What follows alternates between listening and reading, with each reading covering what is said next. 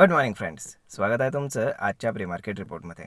तर मग चला सुरुवात करूयात आजच्या प्री मार्केट रिपोर्टला आणि जाणून घेऊयात की आज आपल्या स्टॉक मार्केटमध्ये काय होऊ शकतं ते. त्याआधी तुम्ही जर चॅनलवर नवीन असाल तर चॅनलला सबस्क्राईब करायला विसरू नका आणि डिस्क्रिप्शनमध्ये लिंक आहे त्यावरती क्लिक करून आपलं डीमॅट अकाउंट देखील ओपन करायला विसरू नका. तर मग चला सुरुवात करूयात आजच्या भागाला. मित्रांनो, ट्रम्प पुन्हा एकदा मार्केटला ड्राईव्ह करायला सुरुवात करतायत.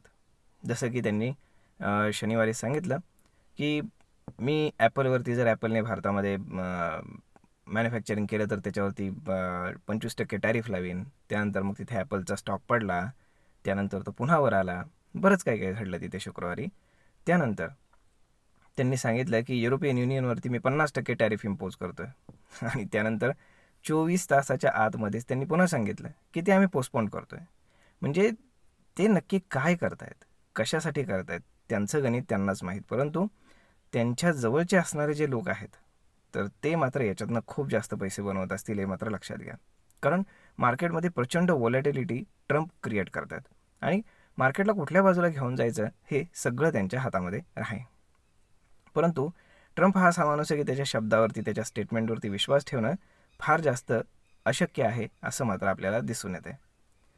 आता जर आपण शुक्रवारी संध्याकाळचा सिनेरिओ पाहिला तर असं वाटत होतं की आपल्याकडे मार्केट चांगल्यापैकी गॅप डाऊन ओपन होईल ऑलमोस्ट 200-300 पॉईंट, कारण गिफ्ट निफ्टी तेवढं डाऊन गेलंही होतं.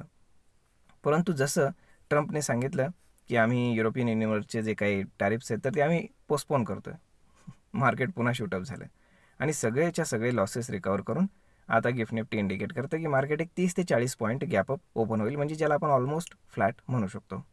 आणि जनरली आपण पाहिलं आहे की जेव्हा शुक्रवार किंवा सोमवारी मार्केट फ्लॅट ओपन होतं मोस्टली मार्केट ट्रेंडिंग राहतं, हे लक्षात घ्या. आजसुद्धा मार्केट ट्रेंडिंग राहण्याची खूप जास्त पॉसिबिलिटी आहे.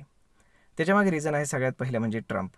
त्यानंतर दुसरी गोष्ट म्हणजे की जे काही युरोपियन आणि एशियन मार्केट्स आहेत ते मोस्टली ग्रीनमध्ये आहेत आज, कारण हे ट्रम्पमुळेच. त्यामुळे ग्लोबली कुठल्याही प्रकारची बॅड न्यूज नाही आहे. प्लस आपलं मार्केट जे आहे तर ते आपण काय म्हणतो की बुलिश झोनमध्येच आहे. त्यामुळे 25,000 पुन्हा एकदा टेस्ट होऊ शकतो हे मात्र लक्षात घ्या.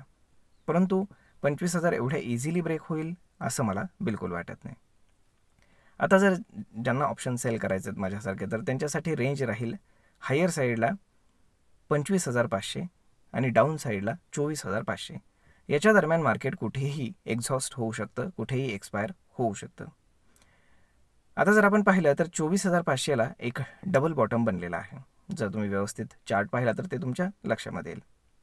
म्हणजेच काय की मार्केटनं सध्या बुलिश झोन दाखवलेला आहे आणि हा कुठपर्यंत राहील, जोपर्यंत ट्रम्प काही असं वेडंवाकडं विधान आपल्याबद्दल करत नाहीत तोपर्यंत.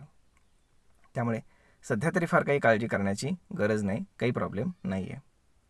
तर पाहूयात की येणाऱ्या दिवसांमध्ये काय घडते ते. परंतु आजचा दिवस तरी व्यवस्थित आहे आणि मोस्टली पॉझिटिव्ह राहण्याचीच पॉसिबिलिटी आहे. आता जर आपण पाहिलं FIS-DIचा डेटा शुक्रवारचा तर दोघेही नेट बायर्स होते.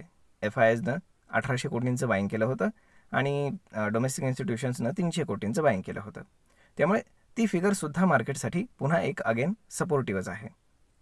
तर या सगळ्या गोष्टी पाहता मार्केट मोस्टली पॉझिटिव्ह राहण्याची पॉसिबिलिटी आहे.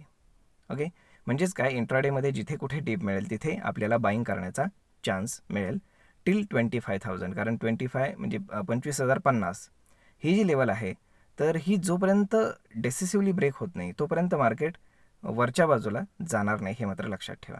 आणि वरच्या बाजूला जरी गेलं तरी पुन्हा एक हर्डल आहे, तो आहे 25,250 ते 300च्या दरम्यान.